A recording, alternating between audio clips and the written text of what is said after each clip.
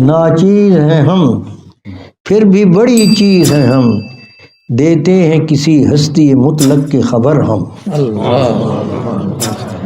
دیتے ہیں کسی ہستی مطلق کی خبر ہم۔ صلی اللہ علیہ وآلہ وسلم کے حدیث شریف کا مفہوم ہے کہ میری امت کا اختلاف وہ رحمت ہے۔ ہمارے ہاں بعض حضرات ایک جملہ بولتے ہیں کہ جی اختلافات نے اس امت کو ڈبو دیا، اور یہ مولویوں کا اختلاف ہے، یہ مولوی ایک جگہ پہ اکٹھے نہیں ہو سکتے، یہ جمع نہیں ہو سکتے۔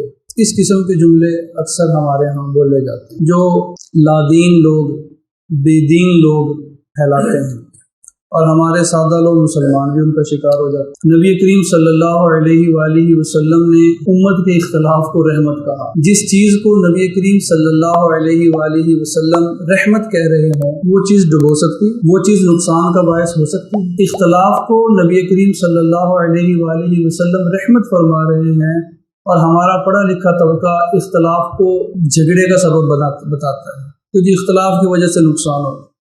اختلاف تو رحمت ہے۔ اختلاف امت میں راستے کھولتا ہے، تحقیق کے راستے کھولتا ہے، نئی نئی جہاد کی طرف متوجہ کرتا ہے، نئے نئے میادین متعارف کرواتا ہے۔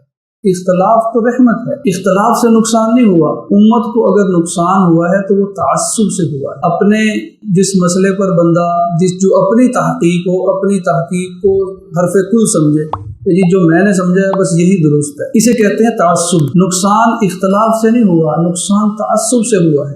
اگر اختلاف موجود ہو تعصب نہ ہو تو یہ حسن ہے، لیکن اگر تعصب درمیان میں آ جائے تو پھر نقصان ہو۔ حضرت مولانا داؤد غزنوی رحمۃ اللہ علیہ یہ اہل حدیث مکتبہ فکر کے عالم تھے، اور حضرت مولانا احمد علی لاہوری رحمۃ اللہ علیہ یہ دیوبندی مکتبہ فکر کے عالم تھے۔ ان دونوں کا آپس میں گہرا تعلق تھا، حالانکہ اہل حدیث اور دیوبندی بہت زیادہ فرق اختلافات ہیں، لیکن دونوں کا تعلق آپس میں مضبوط تھا۔ حضرت مولانا داؤد غزنوی رحمۃ اللہ علیہ تشریف لائے حضرت لاہوری رحمۃ اللہ علیہ کی زیارت کے لیے، ملنے کے لیے، ملاقات کے لیے آئے، اور ساتھ اپنے شاگرد بھی لائے۔ حضرت لاہوری رحمۃ اللہ علیہ کو بھی اطلاع تھی کہ مولانا داؤد غزنوی اپنے شاگردوں کے ہمراہ تشریف لا رہے ہیں، تو یہ اپنے مریدین کی تربیت فرما رہے ہیں، انہیں نصیحت فرما رہے ہیں کہ دیکھو فلاں عالم آئیں گے اور وہ نماز میں رفع یدین بھی کرتے ہیں، اونچی آمین بھی کہتے ہیں، درمیان میں نماز کا وقت بھی آئے گا جب ہم نماز پڑھیں تو تم رفع یدین بھی کرنا، اونچی آمین بھی کہنا۔ حضرت مولانا داؤد غزنوی رحمۃ اللہ علیہ اپنے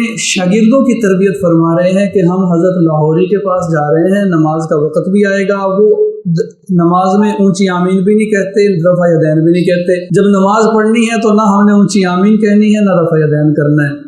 یہ ادھر سے تربیت ہو رہی ہے، ادھر سے تربیت ہو رہی ہے۔ اب یہ آگے ملاقات ہوئی، نماز کا وقت ہوا تو حضرت لاہوری رحمۃ اللہ علیہ کو امامت کے لیے آگے کیا گیا۔ اب نماز ہو رہی ہے، حضرت لاہوری رحمۃ اللہ علیہ اور ان کے مریدین نے رفع یدین بھی کیا، اونچی آمین بھی کہی۔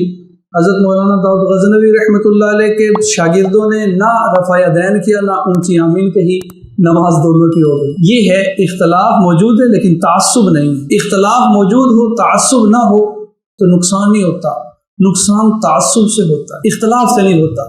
اختلاف کو نبی کریم صلی اللہ علیہ وآلہ وسلم نے رحمت کہا۔ اب یہ